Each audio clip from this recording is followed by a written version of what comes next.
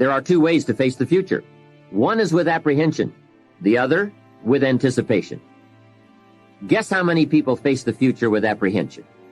Why? They don't have it well designed.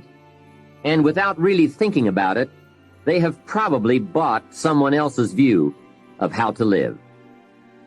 You will face the future with anticipation when you have planned a future you can get excited about, when you have designed your future results in advance.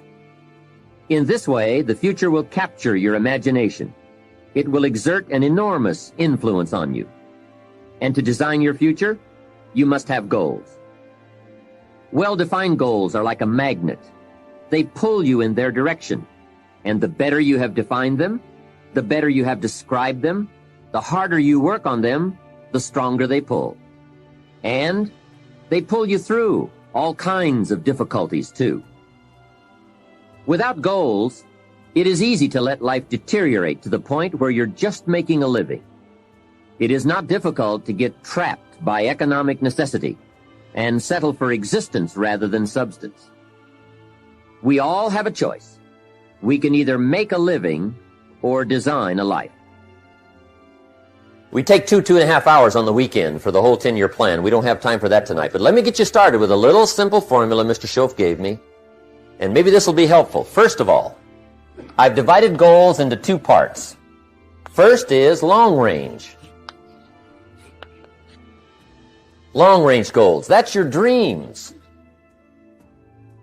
Your dreams for the next 3, 5, 10, 20, 30, 40 years. Actually, the rest of your life. Your dreams. You've got to keep dreaming. And if we don't keep dreaming, we will lose the republic. Your better future is a dream for yourself and for your family. Where do you want to go? What do you want to do? What do you want to be? What do you want to see? You've got to dream dreams. There's a Bible phrase that says, without dreams and visions, people perish. You've got to have something to go for that inspires the heart and the soul. Dreams. From the children of Sanchez, it says, take the crumbs from starving soldiers, they won't die. Take the bread from hungry children, they won't cry. But without dreams, we all will die. You've got to dream. Don't lose your dreams for yourself, for your future, for your family. The dreams of love and enterprise and travel and doing things, becoming something unique on your journey here. Don't lose your dreams. Do some dreaming. That's long-range goals. You've got to have those. So that's number one. Here's the second part of goals, short range. Short-range goals. That's your goals for tomorrow, this week, this month, this year, the immediate future. We call these confidence builders. Because if you set up something short-range, go for it, get it, latch onto it, work hard, accomplish it. That starts building your strong feelings to go for your dreams. But now let's make these notes now on setting goals. The promise of the future is an awesome force. We look back for experience, but we have to look forward now for inspiration. And what gives us inspiration to get up in the morning and do our job, learn skills, develop all that we can possibly be, is the promise of the future. And it can be so powerful that it can overwhelm any adversary you might have, any difficulties you might have. Here's a key phrase. Reasons make the difference in how your life works out. Reasons make the difference in your appetite and zest for taking on the challenge, doing the job, becoming successful. Mr. Schoaf said, if you have enough reasons, you can do the most incredible things. You can get through the most difficult day. You can overcome the most unbelievable challenges if you have enough reasons. And so he said to me, if you haven't got a list of your goals, Mr. ROHN, it's probably because you don't have enough reasons. He said, I'm sure since I've met you, you have enough intelligence. And he said, you have enough good health. And he said, you have, all of those things working for you. But here's what you must work on now is to have enough reasons. Looking into the future, developing reasons. Okay. Now here's a note to make. It's important to make sure that the greatest pull on your life is the pull of the future. Some people let the past pull them back. The past can be like gravity if you let it to pull you back. Some people live in the past. They live in the darkness of the past. They live in the mistakes of the past. They live in the discouragement of the past. They didn't make it, and that affects them for the rest of their life, living in the past.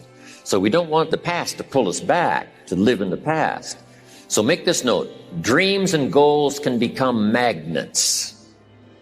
Dreams and goals can become magnets. And the stronger the goal, the higher the purpose, the more powerful the objective, the stronger this magnet is that pulls you that direction.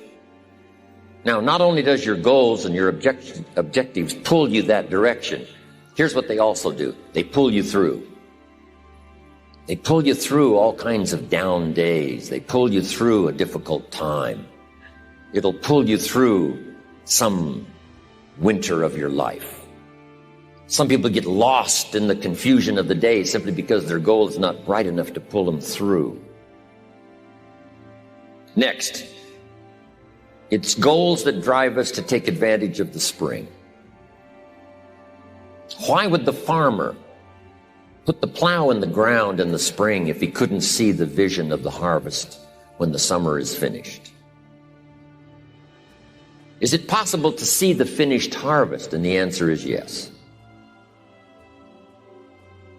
We do that simply by faith.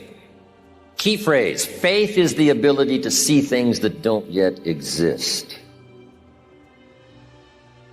So here's what we want to do in our goal setting session, is to start looking into the future of what you would like to accomplish and where you would like to go, the person you would like to be, and see if you can't get a better picture of the finished objective.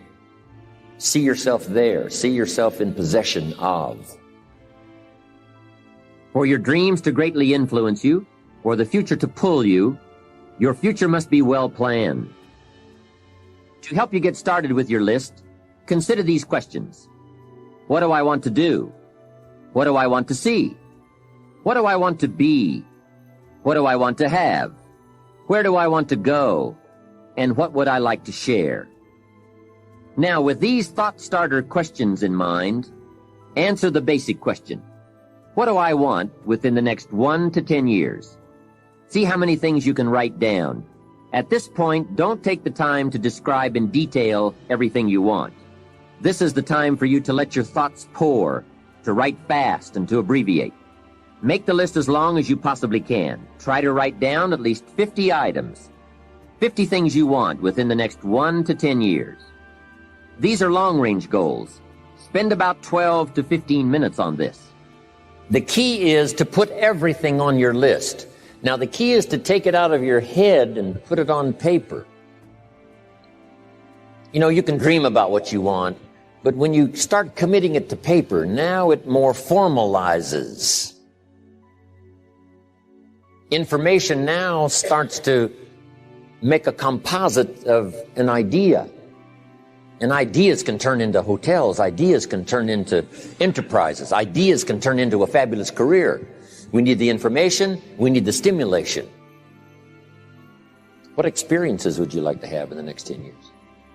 Parachute out of an airplane, star in a movie, start a new family, learn to play a musical instrument, try a new sport. A list of projects you'd like to support. Now, this is not what you think you can do. This is what you'd really like to do. How about your investments? Properties. Make a list of your health goals. Got to have a good physical support system over the next 10 years. How healthy do you want to be? Some goals for your career, your business, some productivity goals. A hobby you'd like to start. New car, become a race driver. What classes would you like to teach? Some of your goals should be personal development. The person you wish to become. Develop skills that make you attractive to the marketplace. develop the temperament and the attitude that makes you attractive to the business world. Because here's what's important. It's not what you get that makes you valuable. It's what you become that makes you valuable. Now we're going to do some things with this list. Here's the next exercise. I want you to look at each item on this list you've made and give each item a number. The number being a 1, 3, 5, or 10. And this is why. I want you to look at an item and say, I think that would take about 1 year. Another item, you say, I think that would take about 3 years. Another item, I think that would take 5. And another item, looks like that's going to take 10. Give each item now a number of what you think it might take to achieve that goal, a 1, a 3, a 5, or a 10. Now, as soon as you've given each item a number, I want you to now go through and count them. How many 1s, how many 3s, how many 5s, how many 10s? And then just make a little list of those numbers. When you're finished entering your time frames, there should be a fairly balanced distribution of all your goals. If there are many 1- and 3-year objectives, but only a few in the 10-year category, maybe you need to think more about what you really want your life to add up to. What kind of life you really want to build over the long run. But if there's a preponderance of 10-year goals and relatively few of the shorter-term variety, this may be an indication that you're putting things off, that you're focused too much on where you'll be at the end of the day and not enough on what you can accomplish right now. Keep working on your list, adding and subtracting goals with various time frames until you've created a more or less even distribution. Now comes the really challenging and interesting part. So far, you've just been adding things to the list, but now it's time to start making some selections. Now you're going to start asking yourself, what's really important compared to what might just be sort of fun? Choose 4 goals from each of the 4 time frames, 1 year, 3 year, 5 year, and 10 year. Now you have 16 separate goals. So far, you've only referred to them in shorthand fashion. But now you're going to start seeing them very, very clearly in your mind's eye. You're going to see each goal just as if it were being realized this very minute. And you're going to write down a detailed description of exactly what you see. Do you intend to open a handmade furniture store in 3 years? What will the store look like from the street out front? Will there be gold leaf lettering on the windows? Or will there be a sign hanging over the door instead? How many square feet will the store contain? Will there be a showroom area for the furniture in front and a workspace in back? Or will the furniture be built at a different location? Do you intend to have any employees, or will you run the business entirely by yourself? Think of all the questions that need to be answered in order to see your goal with absolute clarity. And then write the information down in a notebook or on a piece of paper. That will become one of your most important personal possessions. But that's not all. Any goal is a powerful motivator only if there's a powerful reason behind it. Write down your reasons for wanting each goal in the same degree of detail that you use to write your descriptions. If you can't find a clear and convincing reason for each of your 16 goals, do some serious reevaluating. You may have more whims or pipe dreams than real goals, and now is the time to make that discovery. Keep working on your list until you have 16 clearly envisioned, strongly motivating, long-term goals. It's okay to have plenty of objects to go for on your goal list. But always keep asking yourself the question, and sometimes it's good to just write it out. Here's why I want this money. Here's why I want this place. Here's why. And you start developing those reasons. And I'm telling you now, this starts to become incredibly powerful. I want you to look now at the whole list that you've written and the exercises we've done. Now I want you to answer this question. What kind of person must I become to achieve all I want? Now we've got two things working. What you become helps you to achieve, and what you achieve helps you to become. And the more you become, the more you can achieve, and the more you achieve, the more you can become. Who knows which affects the other the most? Your concept of the person you think you must become to achieve what you want. This is time for a little truth here. Maybe you need to become much wiser than you are at the moment. You need to become stronger. You need to have better health. Maybe you need a little coaching. To really become the person I want to become, I'm going to have some coaching. Physical coaching, spiritual coaching, developing skills coaching. To be the influence you want to be, you got to build an incredible reputation. What kind of person must I be to attract all that I want in my life and the people that I want and the opportunity? Now, I've divided goals into 3 categories. Here they are. Number 1 is economic. That's your goals for money, income, business, profits, production. Economics. Make sure you've got your economics well planned. Economics plays a major role in everybody's life. Economics is major, which means it ought to be meticulously well planned for tomorrow, this week, this month, this year, long range.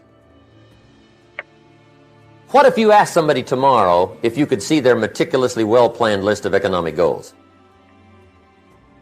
What would they probably say? They say, you some kind of a nut? You must be weird. Hey, I found out what success is. Success is doing what the failures won't do. Make sure you've got your economics well planned. It'll put you in the top 5%.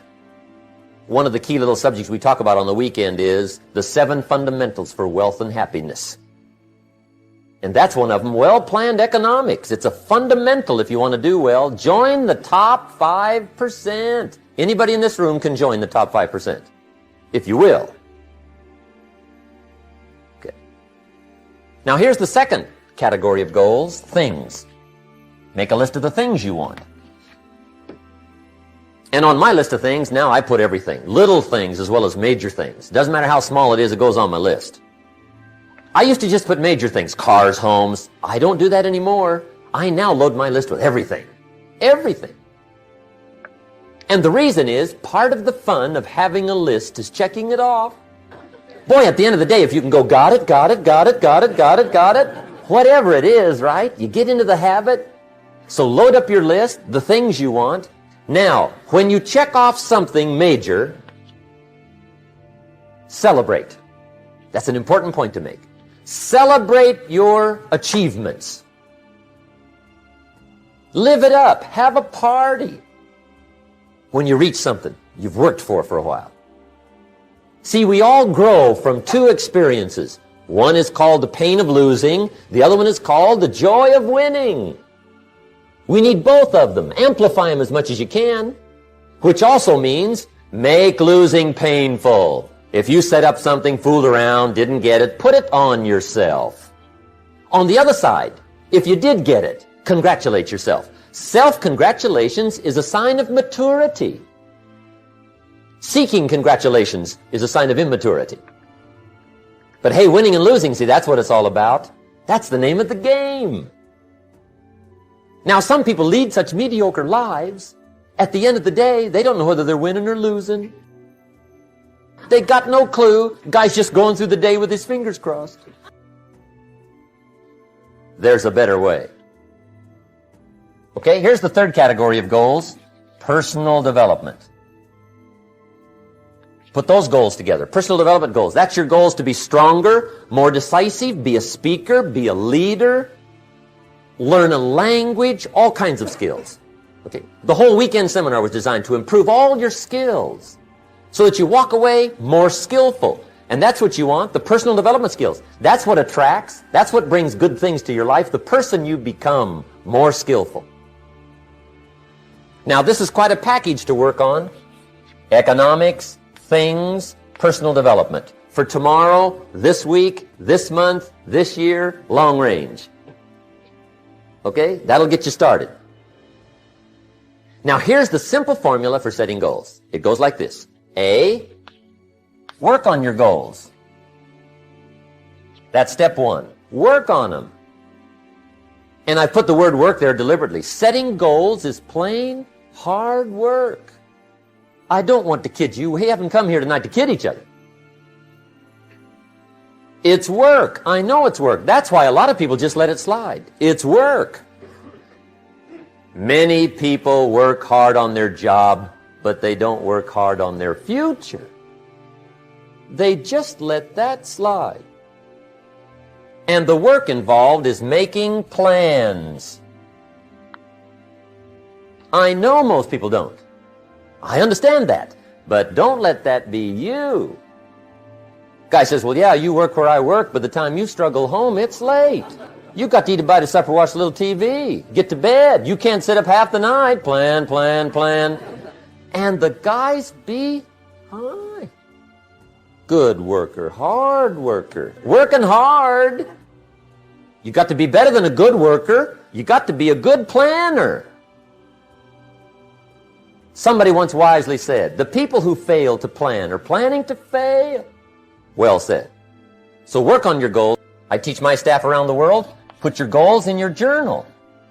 Because one of the major people you want to study is yourself. Say, here's the list of goals I put together 3 weeks ago. Here's the list of goals I put together 2 years ago. Here's some of the changes I made, rearrangement of my priorities. I scratched these off. I put these on. I've gotten these. Study your accomplishments. Study what your desires are. Put them on paper. Write them down. Here's another reason for writing your goals down. It shows you're serious about doing better. And to do better, you gotta get serious. You don't have to be grim, but you must be serious. Everybody hopes things will get better. Everybody hopes. Poor people hope. That ought to tell you something. It means the future does not get better by hope. It gets better by plan. I used to have the affliction called passive hope. It's an affliction. It's bad. Probably what's even worse than that is happy hope. Now that is really bad. That's bad. Happy hope. The guy's 50 and he's broke and he's still smiling. See, that's not good. So get serious about your goals. Put them on paper. Write them down. There's all kinds. His goals, her goals, their goals. Business goals, financial independence goals, family goals. I mean, there's so many things to work on this that if you don't get busy and work on it, sure enough, the time will pass. And sure enough, 5 years from now, you'll wind up where you don't want to be, wearing what you don't want to wear, driving what you don't want to drive, being what you don't want to be.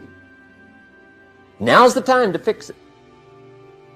Check the size of your goals and the kinds of goals.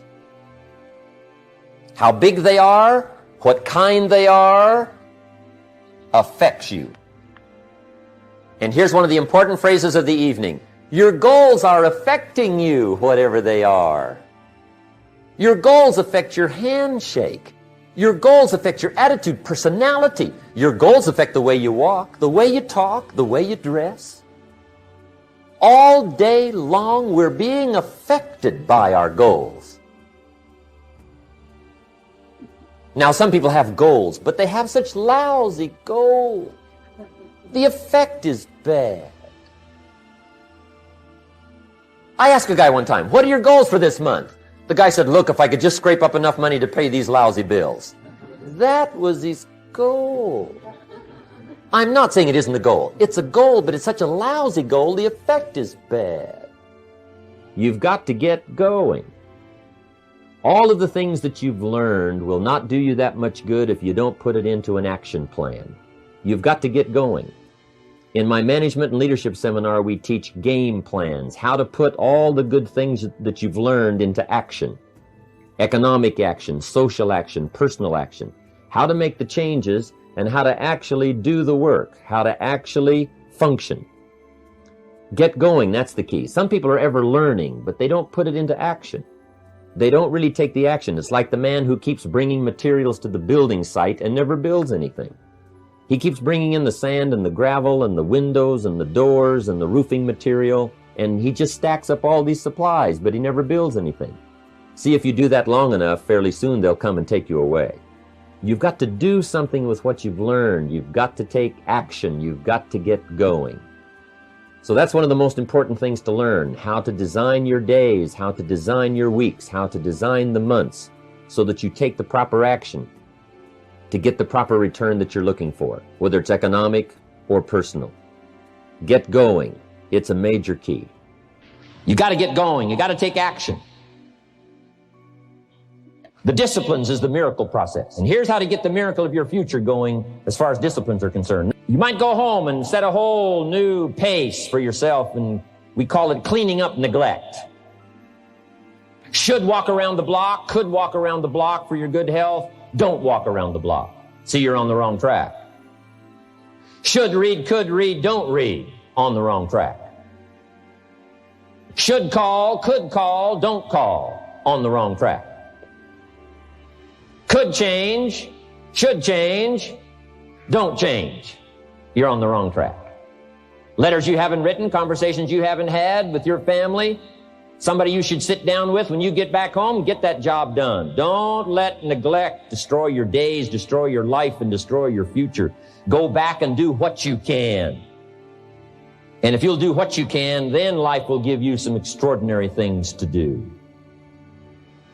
We all pity the man, right? Wants to stride out of his house, go straighten out the corporation, has not yet straightened out his garage. You got to take care of the small disciplines before life will give you a chance to handle the more complicated disciplines. Good phrase to take home. All disciplines affect each other. In fact, here's a good philosophical phrase. If you hadn't thought of it before, here it is. Everything affects everything else. It's so easy to be casual and say, well, this doesn't matter. This doesn't matter. I'm telling you, everything matters.